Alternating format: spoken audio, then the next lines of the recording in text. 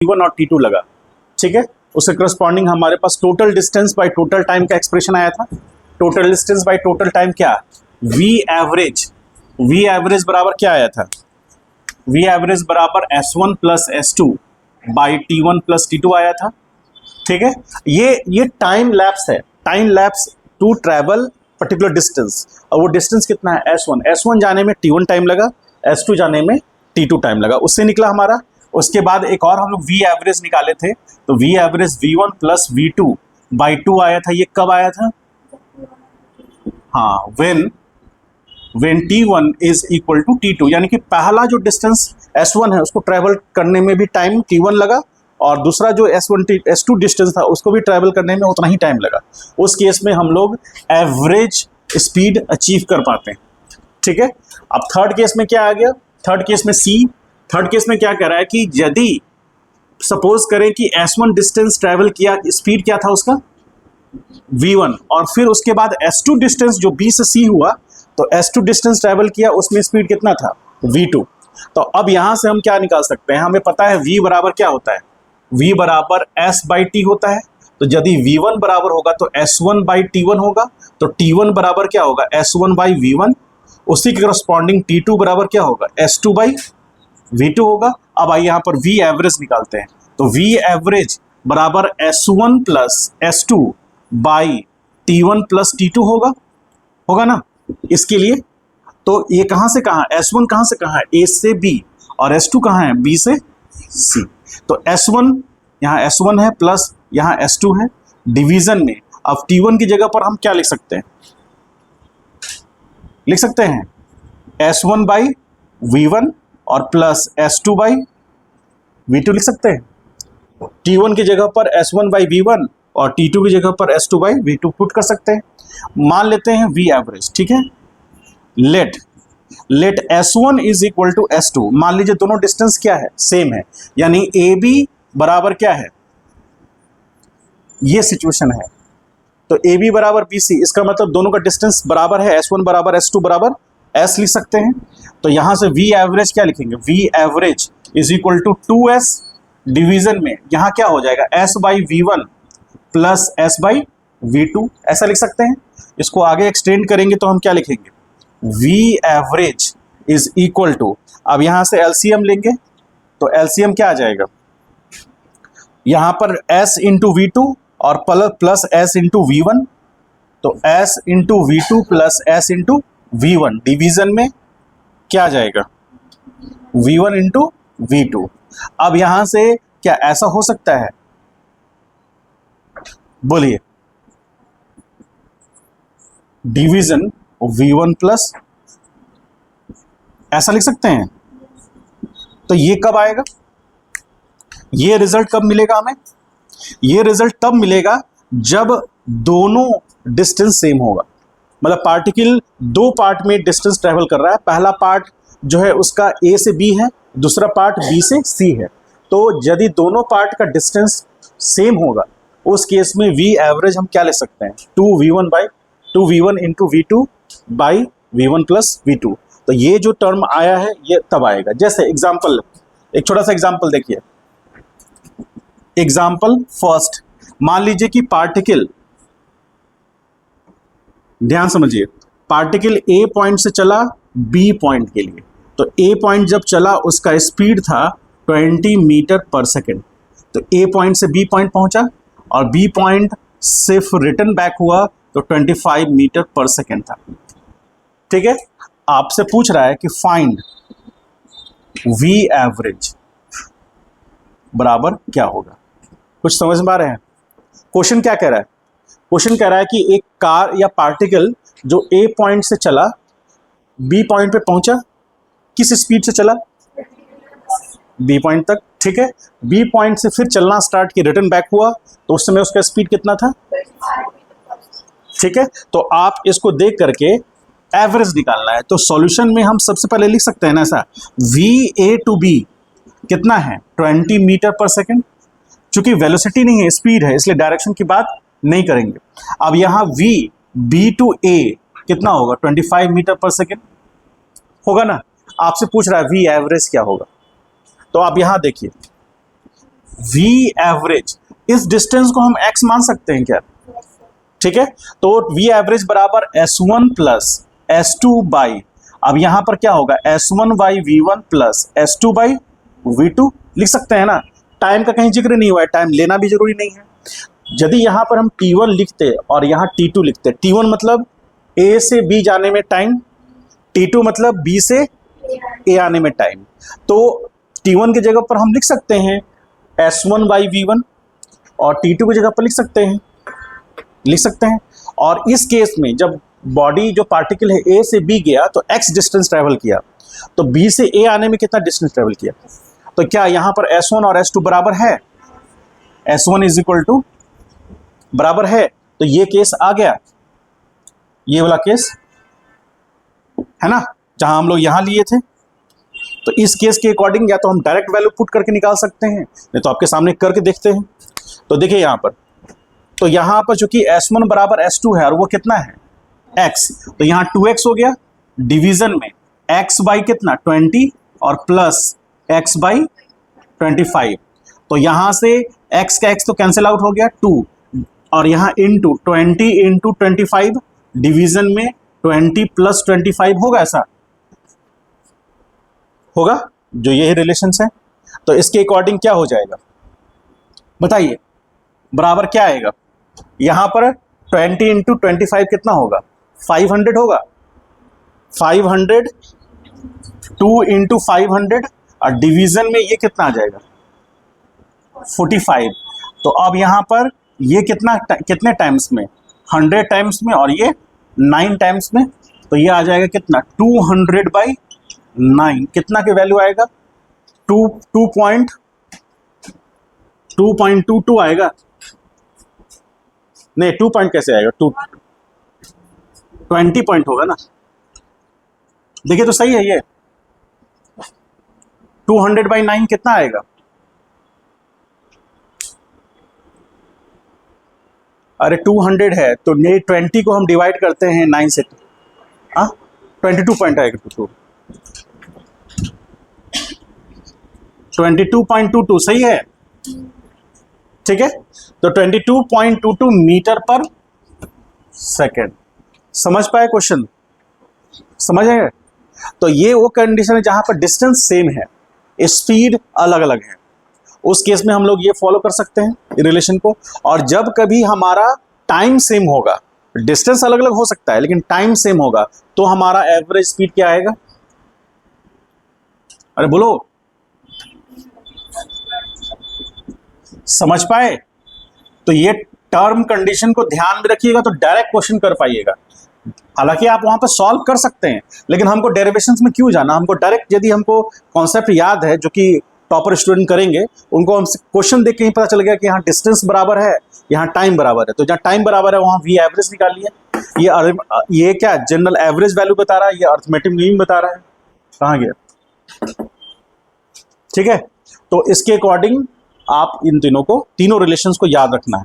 एक तो general relation हो गया, ये जनरल रिलेशन है, इक्वेशन नंबर फर्स्ट, सेकंड और ये थर्ड। ये जब आप शॉर्ट नोट्स बनाएंगे तो ये 3 फार्मूला को एक जगह पर लिख सकते हैं, इससे क्वेश्चंस बनेंगे आपके, ठीक है। राइट डाउन कीजिए, क्वेश्चन देते हैं 2 और। सब लोग के पास मॉड्यूल है, आप सब लोगों के पास मॉड्यूल है, कोई ऐसा है जिनके पास नहीं है? सबको मिल गया है, तुमको मिल गया, कल लेके आइए,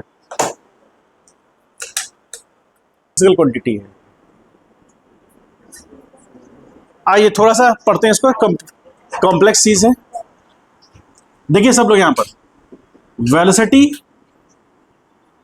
कैसा क्वांटिटी है, वेक्टर है, तो इसके पास दोनों चीजें होंगी, मैग्नीट्यूड और डायरेक्शन दोनों होगा। देखिए 2 पार्ट में हम वेलोसिटी को डिवाइड कर सकते हैं। तो फर्स्ट पार्ट होगा, उसको हम लोग बोलेंगे एवरेज वेलोसिटी।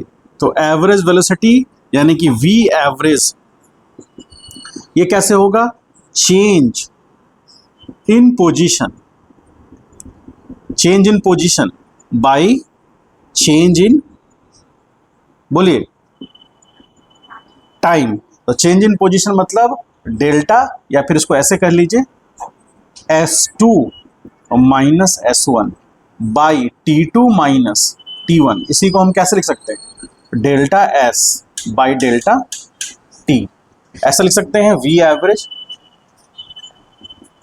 तो V एवरेज फाइनली क्या हो गया, delta S by delta T, ये आपका V एवरेज हुआ। और V एवरेज चूंकि किससे बना है, किससे बना है, ये चेंज इन पोजीशन है ना, ये क्या है, चेंज इन पोजीशन, तो इसका यूनिट क्या होगा, मीटर बाई सेकेंड। तो V एवरेज का यूनिट होगा मीटर पर सेकेंड। ठीक है, अब हम लोग सेकेंड पार्ट में आते हैं, 2, जिसको हम लोग बोलेंगे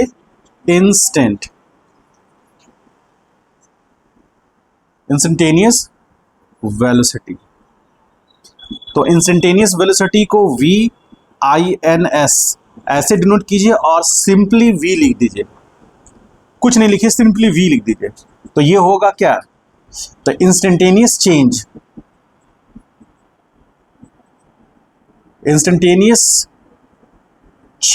इन position by instantaneous change in time.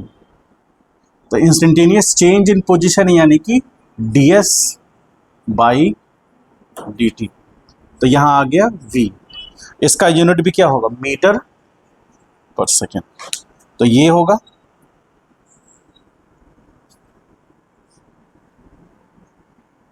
ठीक है। तो ये इंस्टेंटेनियस रेट है और ये एवरेज रेट है। तो एवरेज रेट, अब यहां पर थोड़ा सा हम लोग समझते हैं ग्राफ से। यहां टाइम है और इस एक्सिस पर एस, क्या एस को क्या बोलेंगे, इनिशियल पोजीशन नहीं, सिर्फ पोजीशन।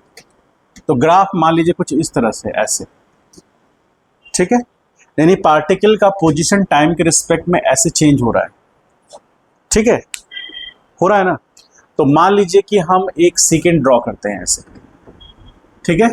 तो हम लेते हैं, सपोज करें, इसको ऐसे ले लीजिए, ठीक है।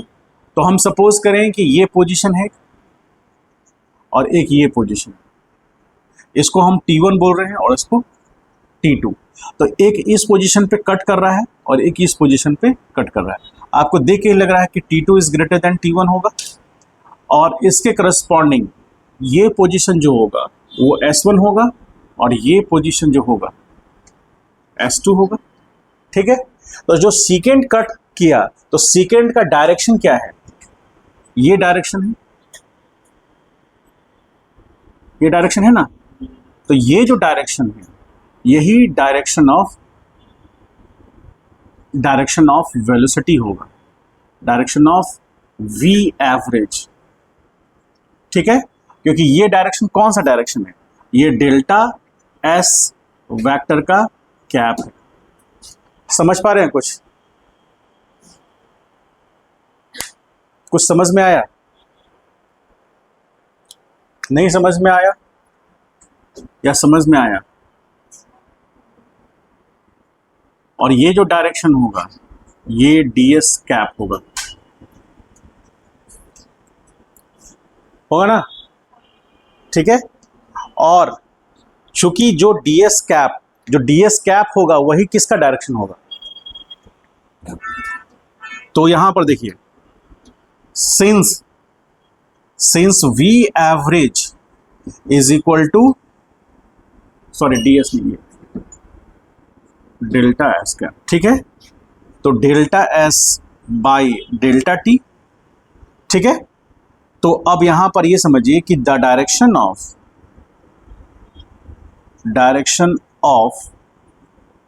V average will be the direction of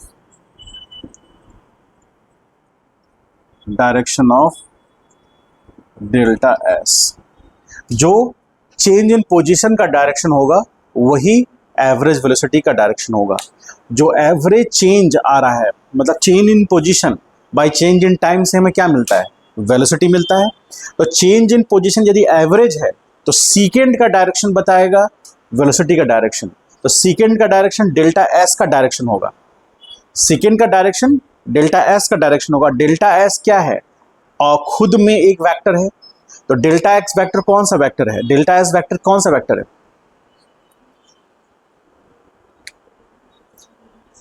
कौन सा वेक्टर है,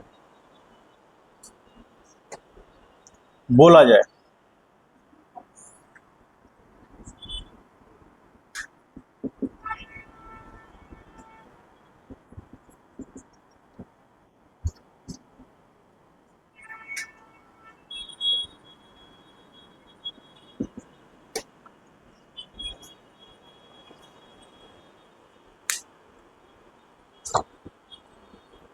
कुछ बातें याद आ रही हैं, वो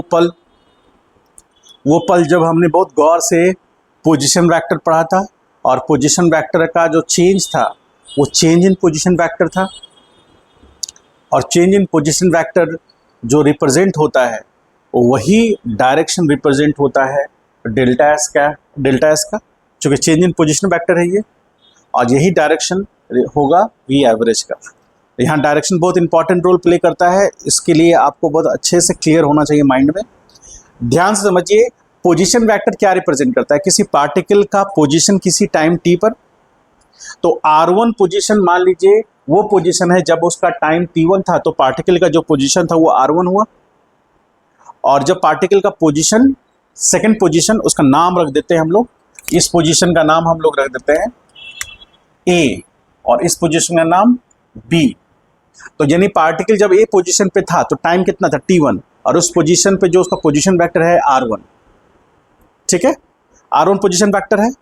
और जब टाइम चेंज हुआ t1 से t2 हो गया, तो वो पार्टिकल b पॉइंट पे पहुंच गया, और b पॉइंट पर उसका जो पोजीशन वेक्टर हुआ वो r2 हुआ। तो a से b मिलाने वाला जो लाइन होगा वो a से b मिलाने वाला ये लाइन है, और ये लाइन जो होगा वो डेल्टा r वेक्टर होगा। किससे मिलेगा, r2 vector minus r1 vector से मिलेगा। अरे बोलिए, तो डेल्टा आर वेक्टर जो मिलेगा वो r2 माइनस r1 से मिलेगा, और ये डेल्टा आर वेक्टर का जो डायरेक्शन होगा वही डेल्टा एस वेक्टर का डायरेक्शन होगा ना। और जो डेल्टा एक्स वेक्टर का डायरेक्शन होगा वही डायरेक्शन किसका होगा, वी एवरेज का होगा, ठीक है। तो वी एवरेज का मैग्नीट्यूड क्या होगा, डेल्टा एस का मैग्नीट्यूड और उनका टी, डेल्टा टी कैसे निकलेगा, देखिए यहां से, V average is equal to delta S into delta S cap by delta T. तो ये वैल्यू जो हो गया ये उसका मैग्नीट्यूड हो गया, ये कहलाएगा मैग्नीट्यूड ऑफ वी एवरेज, जो एवरेज वेलोसिटी है उसका मैग्नीट्यूड। क्योंकि वेलोसिटी क्या है, वेक्टर है, तो वेलोसिटी वेक्टर है तो उसके पास दो चीजें होंगी, एक तो उसके पास मैग्नीट्यूड होगा और दूसरा उसके पास डायरेक्शन होगा। तो यदि उसके पास मैग्नीट्यूड और डायरेक्शन दोनों है तभी तो वो वेक्टर बनेगा। अब यहाँ पर वी एवरेज हमने जो लिया है उसमें delta S by delta T लिखा और डेल्टा टी कैप लिखा। किसी भी वेक्टर को हम उसके मैग्नीट्यूड और उसके डायरेक्शन में लिया गया यूनिट वेक्टर के टर्म में डिफाइन कर सकते हैं।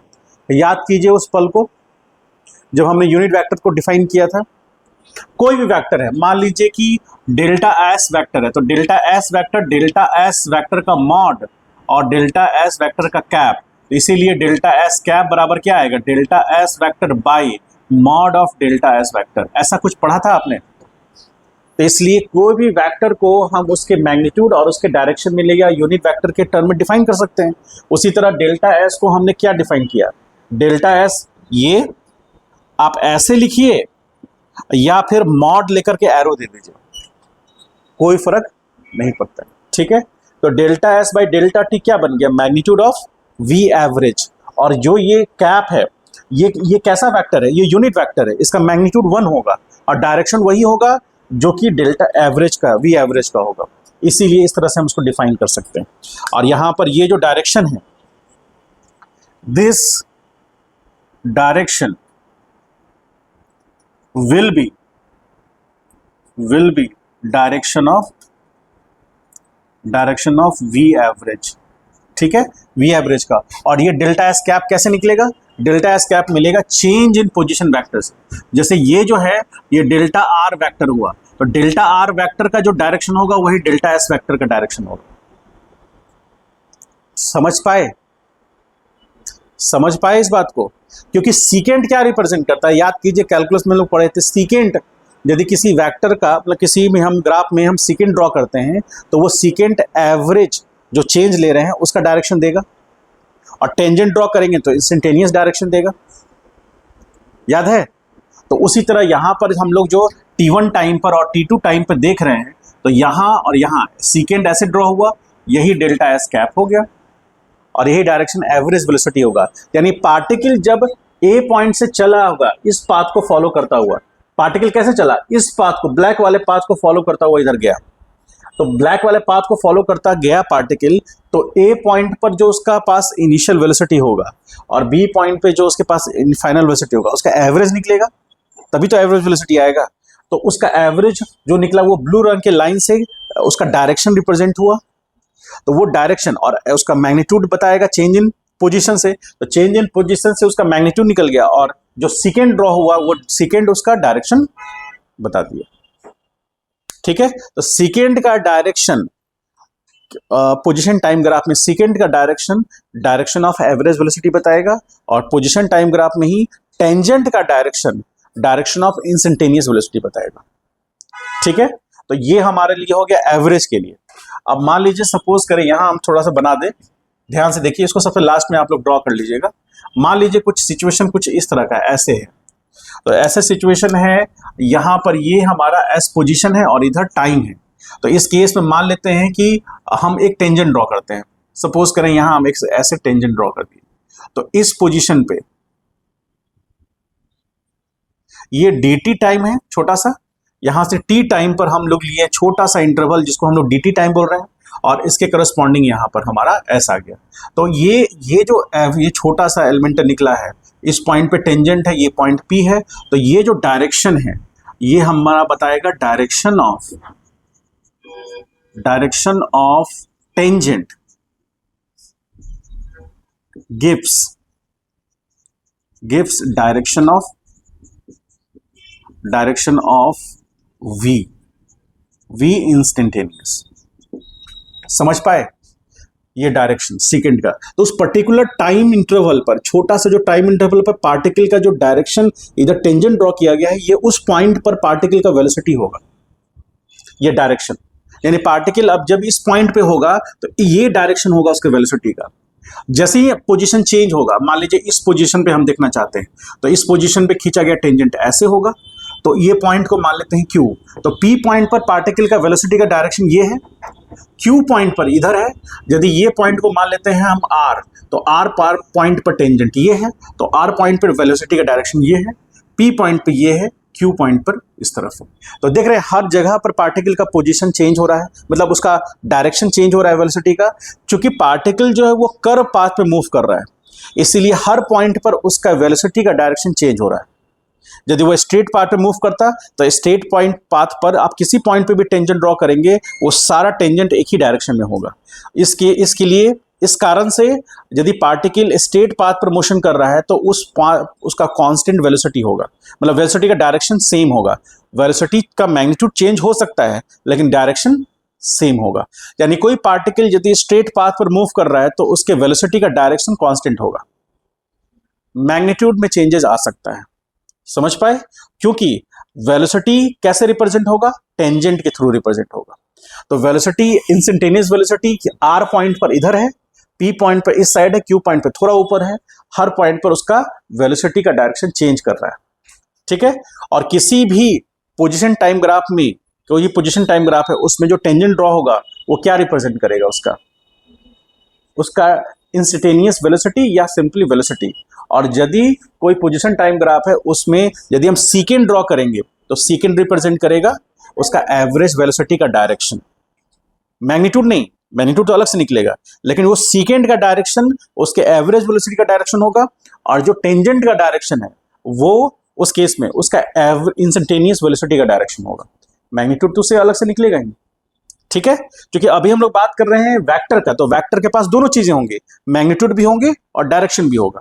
तो मैग्नीट्यूड तो इससे आ गया और ये डायरेक्शन रिप्रेजेंट कर गया, जो इसका डायरेक्शन हो जाएगा। समझ गए? दोनों को राइट डाउन कीजिए, पहले इधर से राइट डाउन कीजिएगा, फिर इसको राइट डाउन कीजिएगा।